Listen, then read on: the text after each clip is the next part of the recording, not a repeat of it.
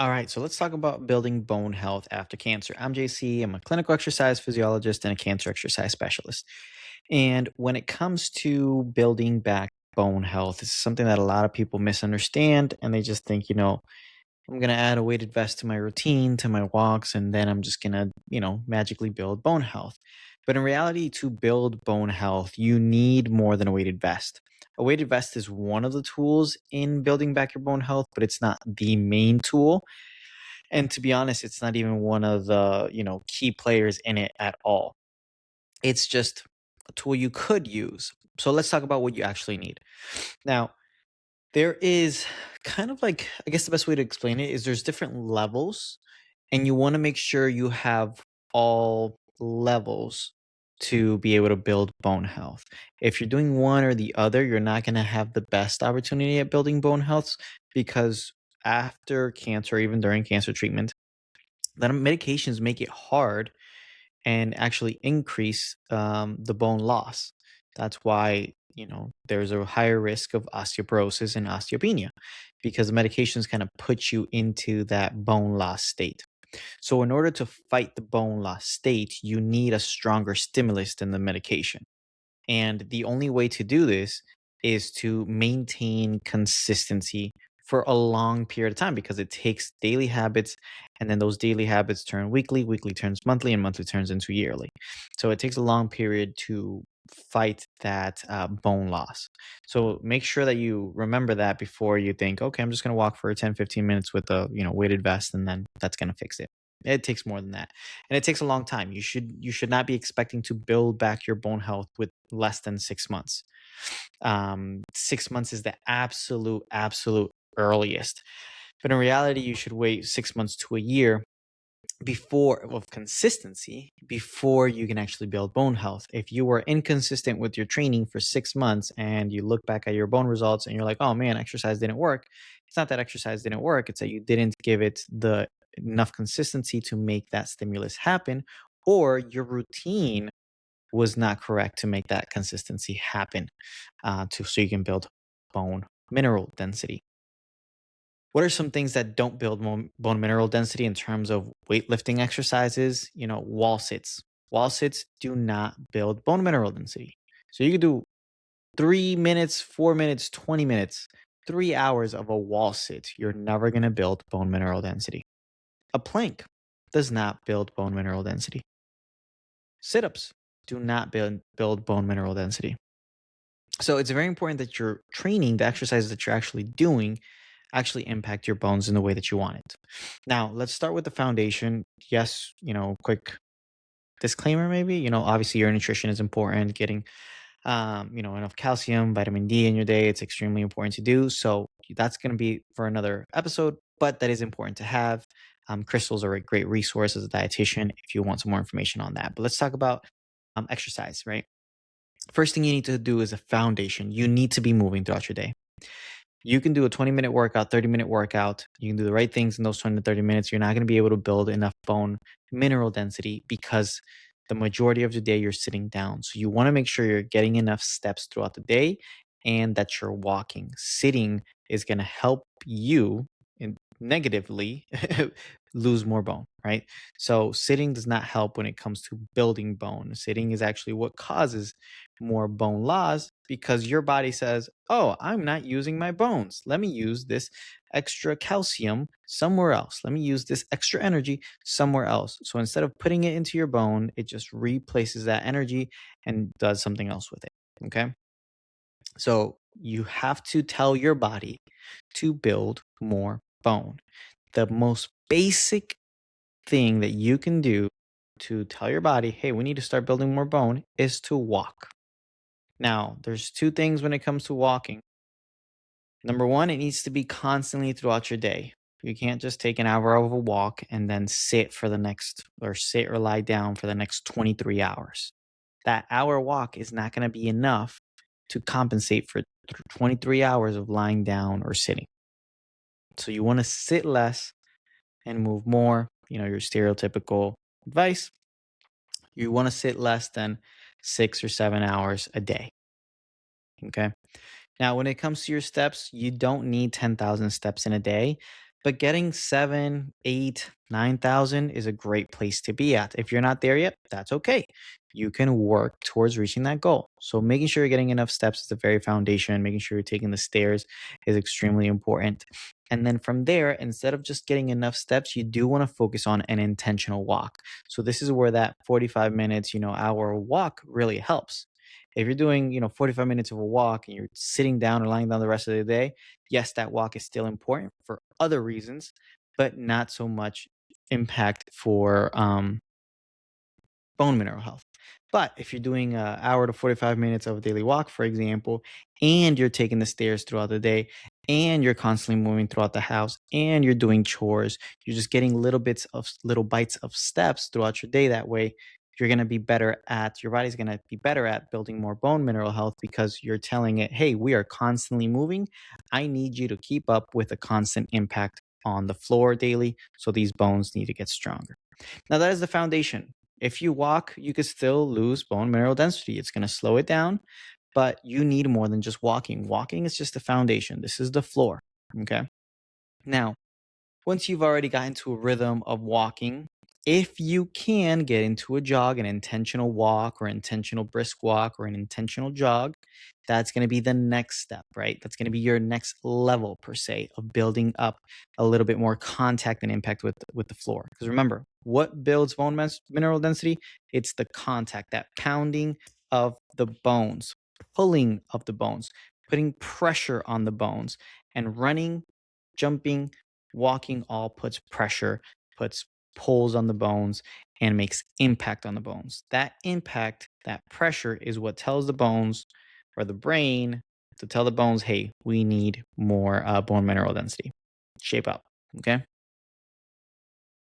So once you can get into, at least a rhythm of a little bit of a brisk walk or a jog, now you also want to start lifting weights. And with weight training, you want to focus on proper form first. And then from proper form, you want to make sure you're getting a good range of motion. From the range of motion, you want to then add on weight. You should be reaching a point where you are lifting more than you started with. So if you started with 2 pounds, within 6 months to a year, you should now be lifting 20, 30, 40, 50 pounds, depends on, the body part and the exercise. You should be increasing weight throughout the year because you're increasing the pressure on the bones from the weight. Remember, that pressure, the tension, the pulling on the bones is what increases that bone mineral density. And your body needs to be challenged. So, this is where most people don't like to exercise because they don't like that challenge.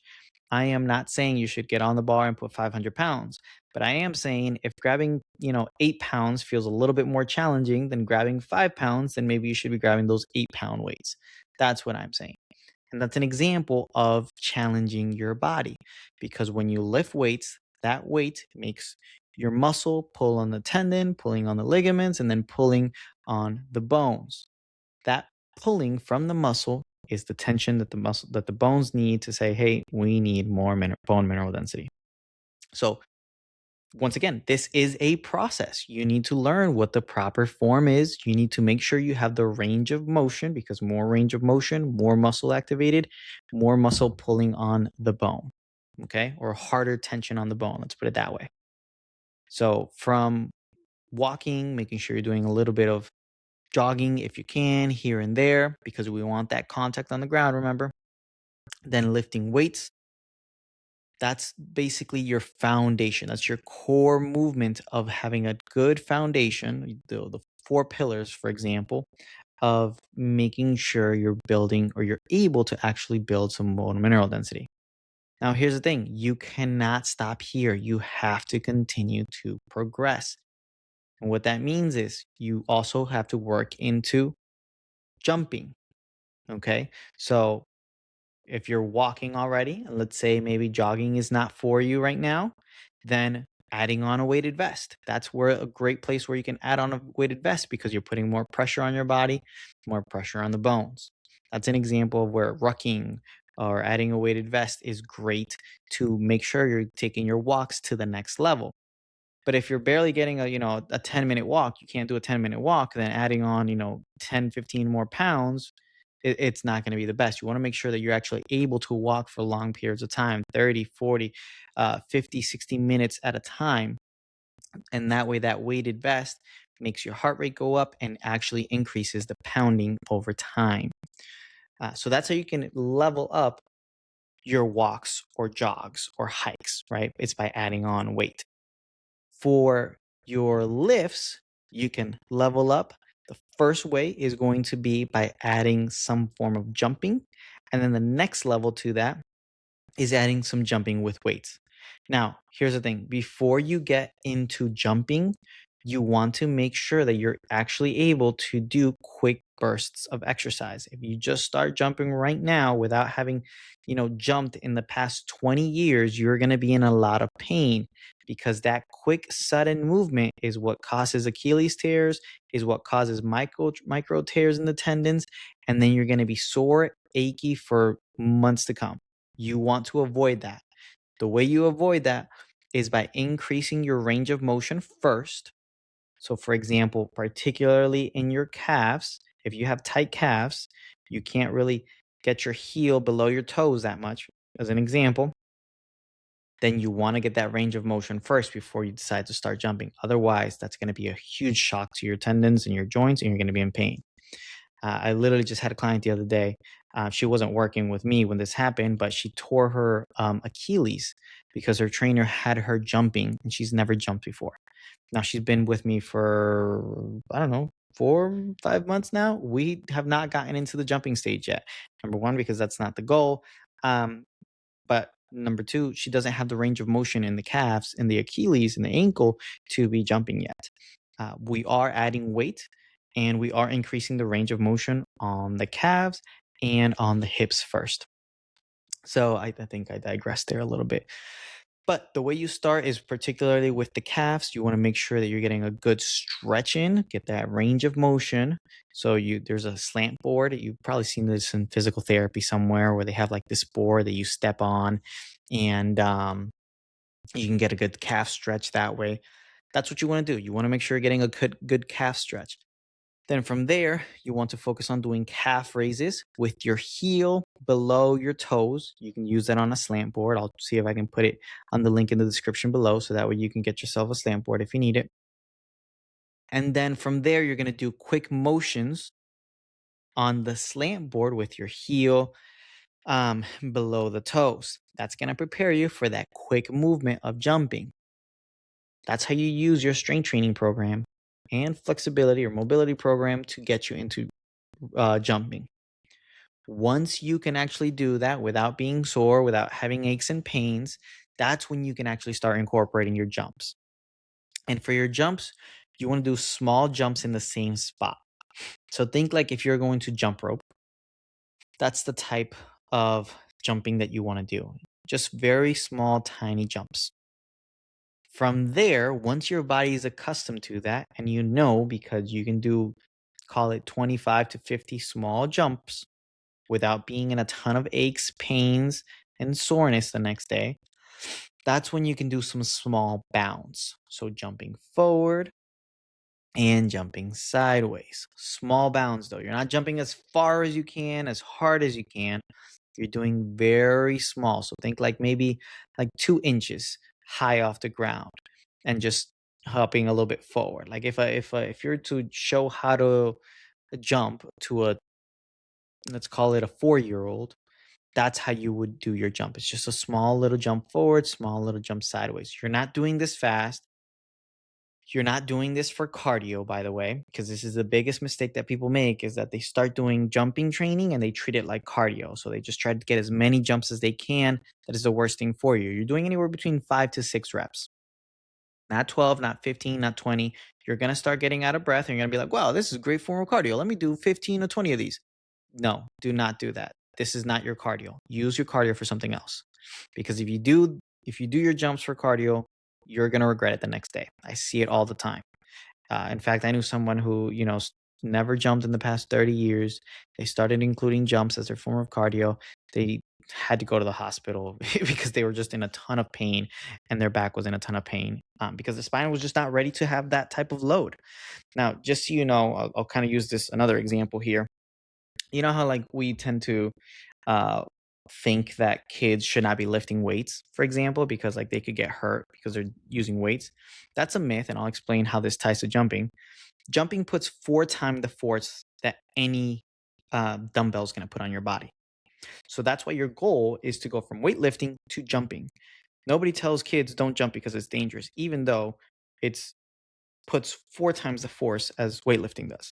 So, anyways, all that to say, weightlifting is safe for kids, and jumping is really good for kids, but jumping is a lot of force on your body, which is why I'm trying to give you so much precaution and making sure that you're doing it the right way. Because it's literally 4 to 5 times the force. It kind of depends on your body weight, on your joints and muscles. So, you're only doing, 4 to 6 reps of these small bounds. Once your body gets used to bounding, how do you know your body's ready? Because you can do 2 or 3 sets with about a minute of tour of rest. And then the next day, you're not hating your life with aches and pains. Okay. Then you want to jump forwards and maybe sideways a little bit. Train your body small jumps first and then larger jumps because this puts a lot more pressure on the meniscus and your ACL, your MCL, all the ligaments within the knees when you're jumping forward and when you're jumping sideways. Okay, I recommend doing, like I said, really small jumps first because you want to limit the amount of pressure on your ligaments so that way they can get ready. You should be doing this, by the way. This program should take you about 3 to 4 months in a program progression before you jump to the next progression. So, what I mean by that is you should be doing small jump ropes, for example, for about 3 months before you go into larger jumps on the knees. Why? Because your joints take about 12 weeks to really get stronger for your joints to be ready for the next thing. Joints take a long time to get ready. Ligaments take a long time to get ready. So making sure that you're progressing slowly is extremely important here. Now, once you have your bounds, do your smaller jumps, let's call it medium jumps on the bounds, then you can start doing your powerful jumps, which is broad jumps, jumping as far as you can, jumping as high as you can, jumping onto a platform. You can do jumping into a platform even earlier too, as long as you know it's a platform that you feel safe and comfortable with. Like, for example, 2, 3 inches off the ground is absolutely fine to jump on. From there, once you're done jumping up, you can also add jumping off of a platform.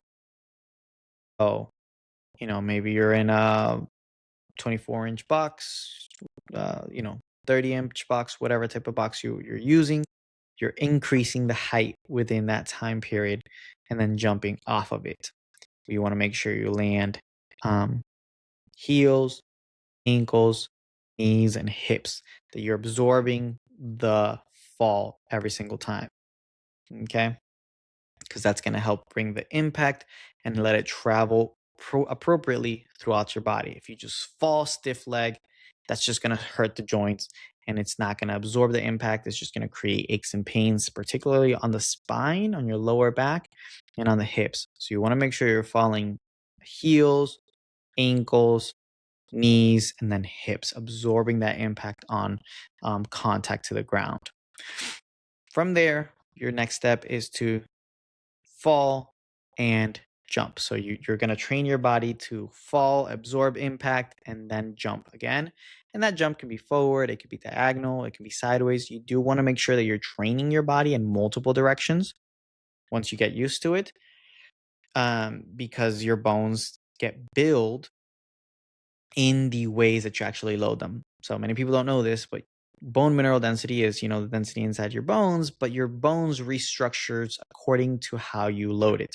So if you constantly, so for example, a sprinter who runs basically in one direction, their bone is going to look differently than, for example, a hockey player, as an example, right? Because they're going backwards, sideways, diagonal. Their bone mineral is going to just look different. And that's also going to look different than a powerlifter. So you want to make sure that you're loading your bones in different directions. And Then the last thing you want to do is obviously jump with some weight on. So, for example, this is your 5 pounds, 10 pounds, 15, and then 25 pounds. You're not jumping with 300 pounds on your back. You're not jumping with, 50-pound dumbbells in front of you. You're holding the dumbbells beside you and then you're jumping. So, that is the progression that you're going to go through. In terms of, let me backtrack a little bit because I meant to do this earlier, but kind of forgot. Haha. Um, for your lifts, you want to make sure that you're doing, your main movements, your squats, your deadlifts, your overhead presses, your benches, those movements that put pressure on your neck, spine, and hips, right? The more pressure that you can put on them progressively, the better it's going to be for you. If that exercise does not put pressure in your hips or your spine, then you're not going to build bone mineral density in that area. So, as an example, using a leg extension or a leg curl, they are incredible machines to build muscle mass. They put no contact on your hips or your spine. So, they're not going to be great for building bone mineral density. They're just going to help with building muscle. So, this is where having your feet on a surface is what's going to help you um, put impact on your bones, on your hips, on your spine, on your neck, wherever it is. So a bench press, for example, your back is on the bench. So since it's contacted to something, you're putting force basically horizontal to your chest. On a squat, you're standing up, you got the bar behind you, so you're putting pressure on your spine and your hips. You want to add direct pressure wherever or whatever bone you're trying to build on. And that's the goal of your weightlifting. The goal of your weightlifting should include exercises that actually put pressure on the areas that you're trying to build bone. If you're not doing that, then you're following a program that does not build bone. It might be great for something else. For example, wall sits are great for high blood pressure, but if you do all the wall sits you want in the world, but you're never going to build bone mineral health. So it's important that your exercises match your goals and that you're constantly progressing through the proper structure of building bone mineral density.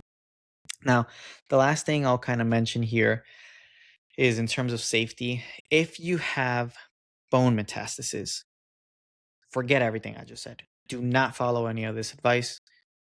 That is the one time where you do not want to be following anything I just said other than walking. Okay. If you have lesions in your bone, for example, multiple sclerosis, you do not want to be following the advice I gave. If you have osteopenia, which is beginning of bone loss, then go all for it. You have no limitations on what I just said. If you have osteoporosis, then you want to be careful with twisting, bending, and how much weight you're adding to your squats or bench. Because your bones are already frail, you want to safely progress through it. So if you have osteoporosis, I actually recommend you work with a trainer. I take on clients all the time.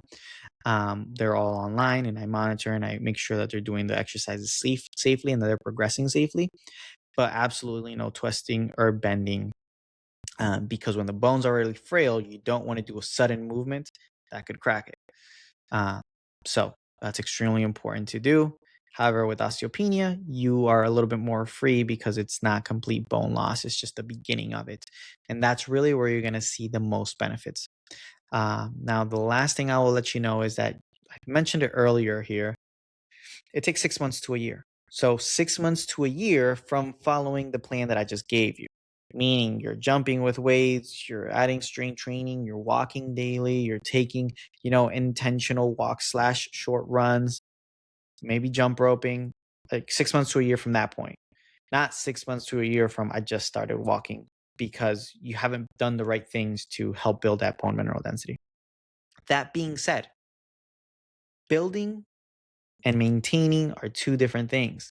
Both are really, really good, meaning you can maintain bone way easier than you can build it. Building it takes going through that whole pyramid that I just said, having a proper structure, being able to execute it correctly. That's what's going to build it. Maintaining it is the lower levels. doing a little bit of strength training, making sure you're getting enough steps, having your nutrition on point, meaning that means that your bone loss is not going to continue or it's going to slow down. So if you are maintaining bone or it's slowing the progression of it, you're doing the right things. It's a lot easier to do that than it does take to build it, but that's still really, really good. Because think about it this way. If you were supposed to lose, for example, 1% of bone mineral density this year, and you didn't, that means you technically gained 1% of bone mineral density because you fought off that percentage that was supposed to be lost.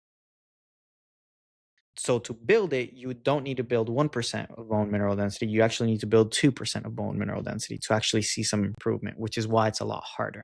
So if you actually maintain your bone mineral density, that's actually a really, really good sign. Now, there is obviously way more to it. There's a lot more science that goes behind it, but those are the practical things that you need to focus on to build that more bone mineral density. If you have any questions, please leave them in the comments below. And once again, I'm JC. I'm a clinical exercise physiologist, cancer exercise specialist, and I'm always happy to help. If you found this valuable, please share it with somebody that needs it today because you never know who this could really help. Take care.